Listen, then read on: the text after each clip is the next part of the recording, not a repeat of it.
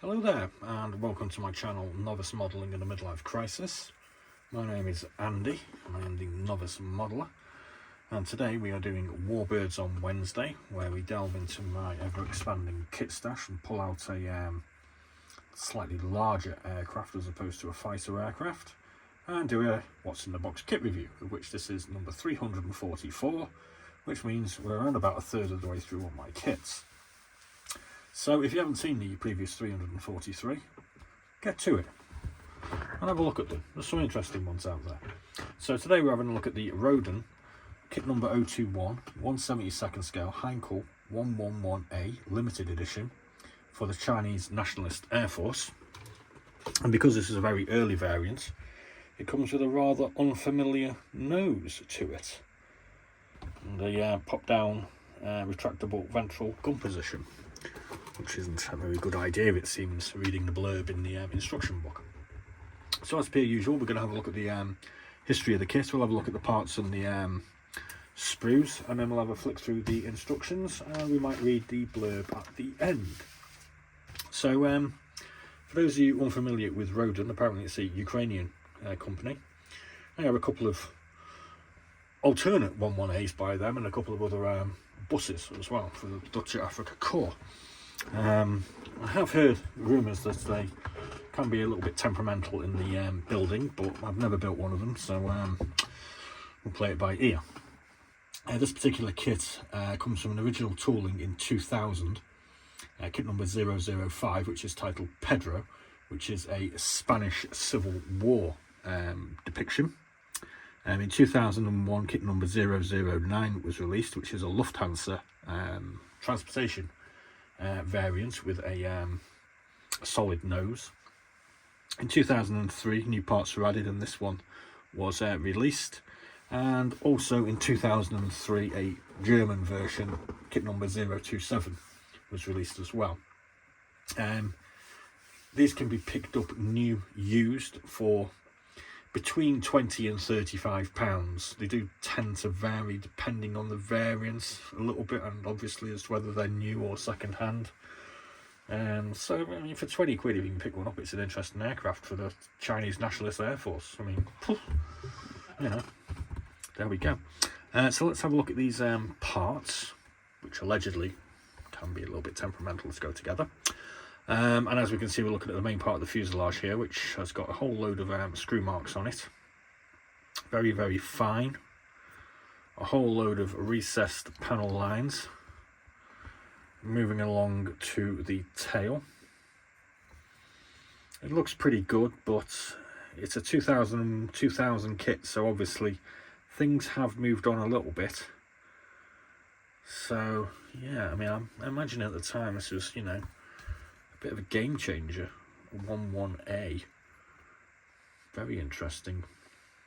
So there's our fuselage anyway. So there's the underneath of the fuselage where we joined the wings. Again, full of loads of interesting detail there. Not too sure what that is. Bit of a fault maybe. We can see the single Bombay doors, because these all drop vertically, or is it horizontally? Vertically. We've got some more panels at the back there with markings. Got a very nice rendition on the one of the bulkheads. We've got some nice detail going on there as well. Let's just flip that over, see what's on the other side.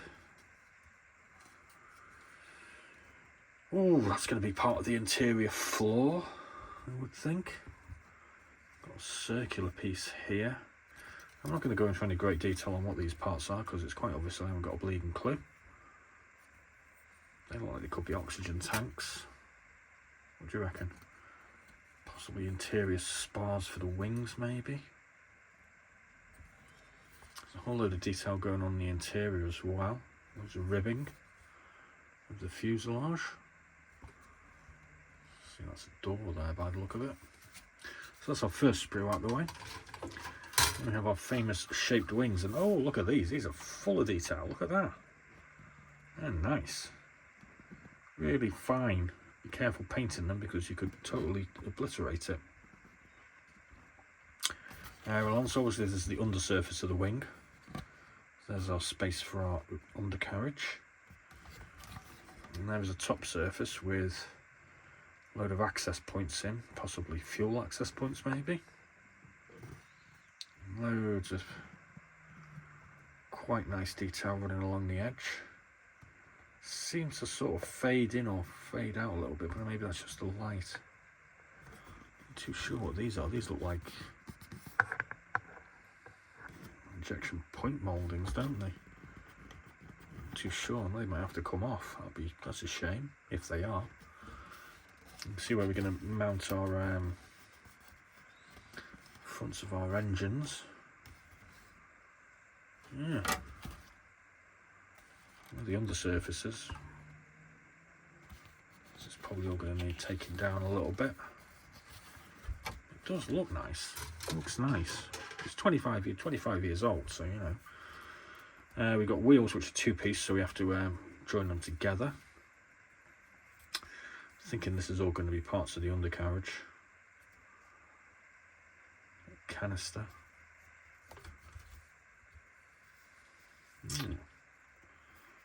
Ribbing. Interior parts. Oh, look at that. Look at all that detail on the nose there. That's great, isn't it? Oh, I hope this does go together well. I've got two more and I want to get the Pedro as well. So that's our fuselage section to be attached. Sorry, our cockpit section to be attached to the fuselage. They look like the tops of the engine nacelles.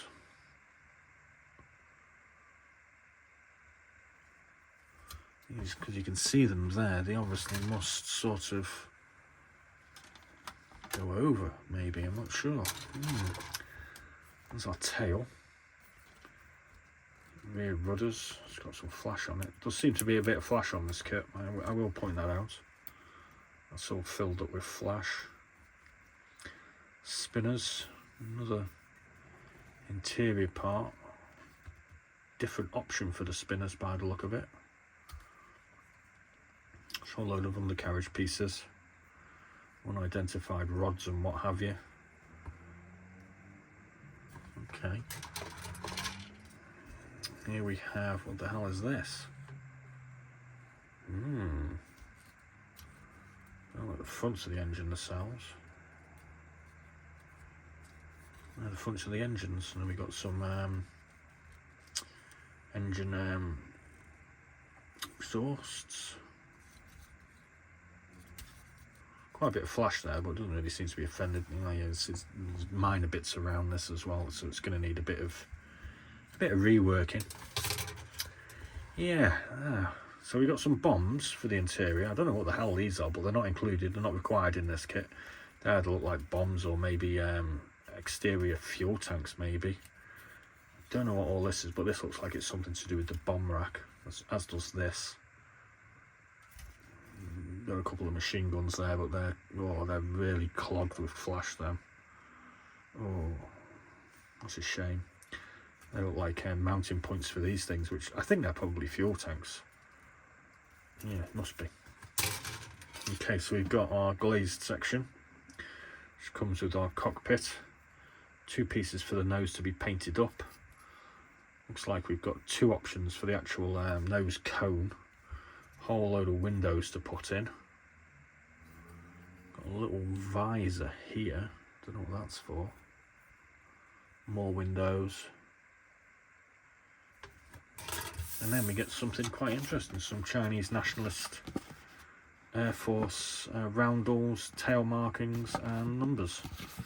Nothing too exciting to put on there.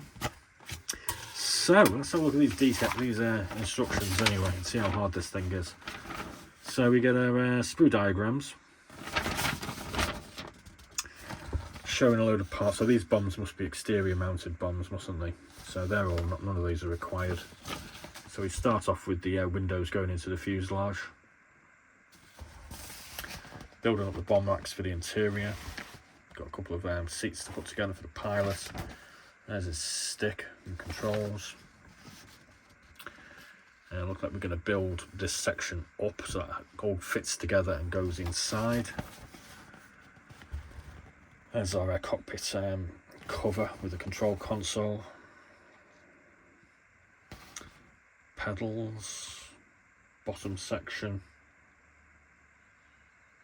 part of the nose. So now we're going to put all that together. So we've got a pre-built interior which goes into the fuselage when we close that up. And we're going to move on to what we're doing here. So those panels there for the interior of the undercarriage bays. That's nice. So undercarriage all going on. Looks quite complex, but doable. We're going to build our wings, so that whole box section fits into the wing. And yeah, we've got some sort of cap covers that go over the wing to start making this strange configuration up. I'm going to put the wings and the tail together. There's the engine nacelles going together, the fronts of them, so they just fit on there in section 30. There's two to go together, obviously. We've got this ventral gun to go in. And a few guns and a few bits and bobs, and we're all done, ready for painting. Looks like a relatively simple paint scheme of grey and green on top. So this is Chinese Air Force, Nanchang District, 19 Division, 8 Bomber Group, August 1937, aircraft 801. I'll just read out the bottom bit of this because it's relative to the Chinese. But in the same time, Chinese military purchasing commission was in Germany during the China-Japanese border conflict. They had mandate from Chiang Kai-shek's government to obtain any bombers. Soon, 6 HE-11A with deleted bomb sites and radio equipment were disassembled and shipped to China by sea. At the end of 1936, all 6 new bombers joined the Chinese Air Force. They were first operationally used in an attack against Japanese army near Shanghai, being flown with Martin 139 and Boeing 281 escort planes. 5 of the 6 HE-11A participated in this mission, but inexperienced Chinese crews forgot to lift the ventral gunner position. That's that thing which obviously causes a hell of a lot of drag. And the Heinkels fell behind the Martins and Boeings. Japanese fighters shot down 3 of them, others returned to base. Surviving 3 HE-11A still in service until autumn 1937. 1 HE-11 was lost in a flying accident on 1939 when Chinese gunner from other aircraft shot him down by mistake. So it doesn't seem as though these things were very well used. 6 of them went out and 3 of them didn't come back on their first mission. So there obviously wasn't that many of them about, but will make an interesting addition to my smaller nations of the Second World War era air forces. And you know, if you fancy a Pedro, the Spanish version, it's probably slightly more widely used, and obviously there's a German version and the Lufthansa available as well. So I hope you enjoyed that little look into a Roden HE-11A box. Like I've said previously, please do go and have a look at some of our other fascinating videos. And as always, thanks for watching, and be seeing you.